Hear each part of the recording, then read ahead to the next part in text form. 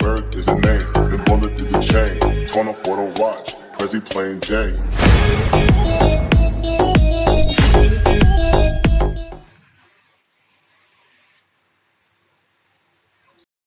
Bismillahirrahmanirrahim. Assalamualaikum warahmatullahi wabarakatuh. Apa kabar anak-anak? Sehat semuanya ya. Mudah-mudahan kita selalu sehat walafiat dan berada dalam lindungan Allah Subhanahu wa Ta'ala. Alhamdulillahirrabbilalamin. Saat ini kita bisa bertemu dalam pembelajaran kimia dalam video pembelajaran. Sebelum kita mulai, Ibu perkenalkan dulu, nama Ibu Lia Emilia, dan Ibu punya moto yaitu melangkah pasti dengan Bismillahirrahmanirrahim. Mungkin kalian bertanya dalam hati, kenapa pada perubahan kimia terjadi reaksi kimia?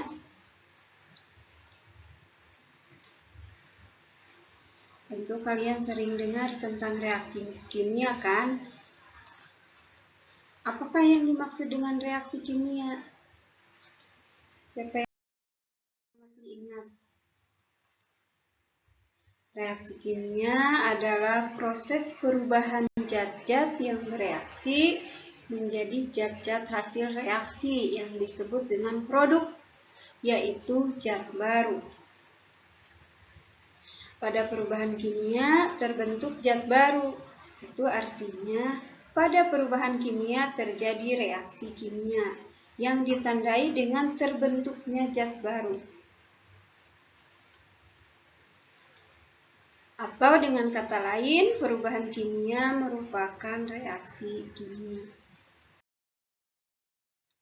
Sedangkan pada perubahan fisika tidak terbentuk zat baru. Itu artinya pada perubahan fisika tidak terjadi reaksi kimia. Setelah perubahan terjadi, zat yang ada masih tetap zat semula.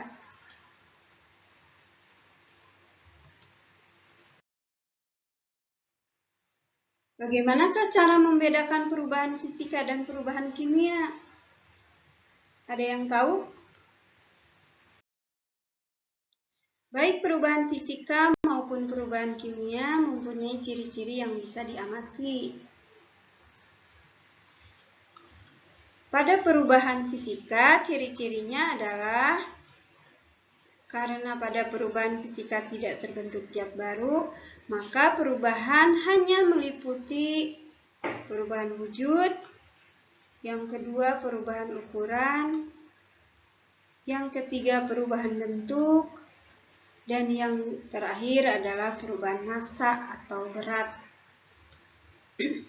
Sedangkan ciri-ciri perubahan kimia, reaksi kimia atau perubahan kimia yang terjadi bisa diamati dengan ciri pertama adanya perubahan warna, adanya perubahan suhu, terbentuk gas, terbentuk endapan, dan adanya perubahan rasa. Di sini ciri adanya perubahan rasa Ibu kasih warna merah karena itu mengandung peringatan. Untuk mengidentifikasi ciri perubahan kimia dengan adanya perubahan rasa itu harus sangat hati-hati karena tidak bisa dilakukan untuk semua zat. Kalau semua zat kita identifikasi dengan rasa, maka itu akan berbahaya karena di luar sana banyak sekali zat-zat yang beracun, zat-zat yang tidak boleh diidentifikasi dengan rasa.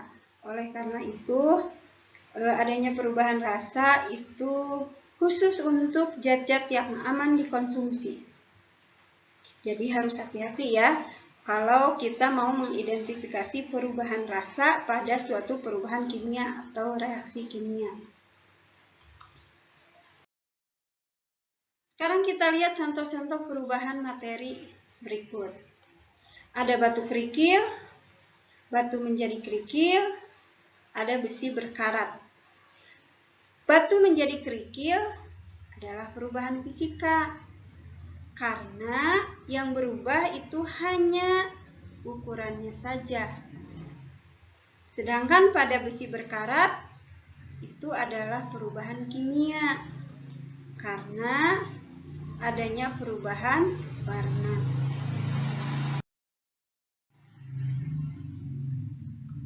Contoh yang lain adalah singkong menjadi tape, kemudian kacang kedelai menjadi tempe.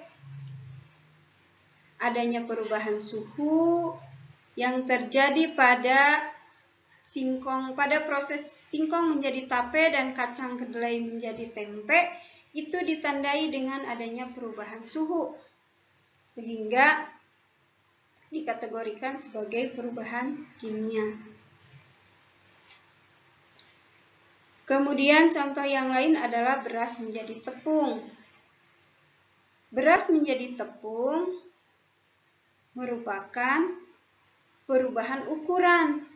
Maka perubahan beras menjadi tepung dikategorikan sebagai perubahan fisika. Sekarang kita lihat dan cermati perubahan yang terjadi pada lilin menyala. Pada saat lilin menyala, ada dua perubahan. Yang pertama, sumbu yang terbakar berubah menjadi abu. Yang kedua adalah lilin meleleh. Pada perubahan sumbu menjadi abu, terdapat perubahan warna dan terbentuk gas. Ada asapnya ya.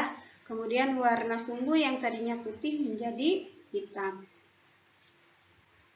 Maka perubahan sumbu yang terbakar menjadi abu itu adalah perubahan kimia.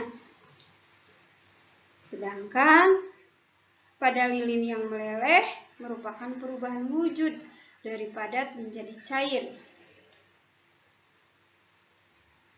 Maka ini dikategorikan sebagai perubahan fisika karena wujudnya saja yang berubah, sedangkan zatnya tidak ada yang berubah. Jadi kesimpulannya, pada saat lilin menyala terjadi dua macam perubahan sekaligus, yaitu perubahan kimia dan perubahan fisika.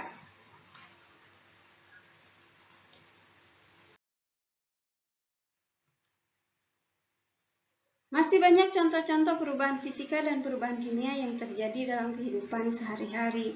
Kalian bisa temukan di sekitar rumah atau berbagai gejala alam yang terjadi yang bisa kalian amati. Silahkan identifikasi untuk lebih mengasah pemahaman kalian terhadap perubahan materi. Baiklah, selamat menggali dan belajar dari alam sekitar dan tetap dengan moto melangkah pasti dengan Bismillahirrahmanirrahim. Insya Allah kita akan bertemu kembali pada pembahasan materi selanjutnya. Sampai jumpa. Wassalamualaikum warahmatullahi wabarakatuh.